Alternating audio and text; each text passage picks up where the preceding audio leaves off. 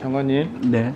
늦었지만 축하드립니다. 이렇게 복지 통과돼서 온 것을. 윤석열 정부의 의대 정원 2,000명 증원 발표 이후 의료 대란이 지금 지속 중에 있는데 그동안 의료 공백 이후 초과 사망, 환자 피해 사례 증가 등 사회적 문제가 컸습니다. 네. 억울한 피해자들이 더 이상 발생하지 않도록 근본적인 대책을 마련하고 사회적 합의를 통한 합리적인 의대 정원을 조정해야 한다고 봅니다. 장관님, 의협은 2,000명 증원이 과학적이지 않다. 수급 추계 기구를 설치하자 해놓고 이 법안에 이제 와서 또 반대하는 이유는 뭡니까?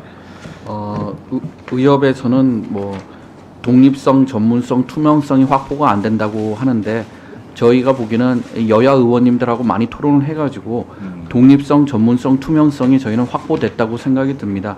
예를 들면 의료수급추계위원회의 위원 전문가를 추천할 때 정부는 추천하지 않도록 해서 독립성을 유지를 했고요.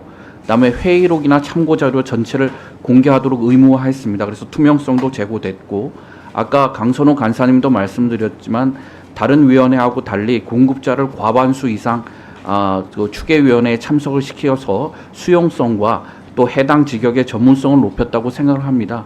더 이상의 독립성, 전문성, 투명성과 관련된 논란을 지속하는 것은 좀 반대를 위한 반대가 아닐까 이렇게 저는 생각을 합니다. 네.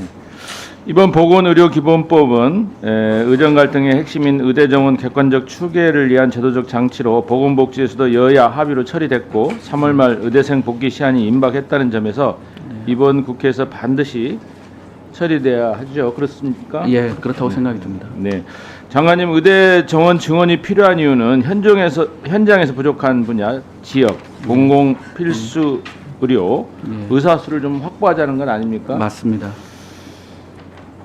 서울 수도권에서 활동하는 인기과, 특히 피부과, 성형외과 의사 수를 늘리기 위해서 뭐 1,500명, 2,000명 의대 정원을 확대하는 건 아니죠. 네, 그렇습니다. 공공 필수 지역 의료 분야에서 부족한 의사 수를 확보하기에 반드시 적정 규모의 의대 정원을 증원해야 한다고 생각을 합니다.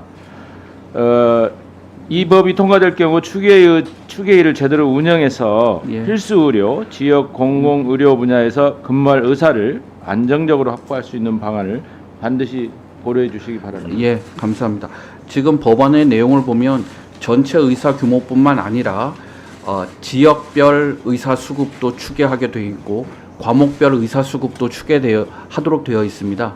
그런 장치가 마련되어 있기 때문에 지금 수도권과 비수도권, 그다음에 필수과와 그렇지 않은 과 간의 불균형을 해소하는데 중요한 단초가 될 수 있을 거라고 생각이 듭니다. 네, 이상입니다. 네.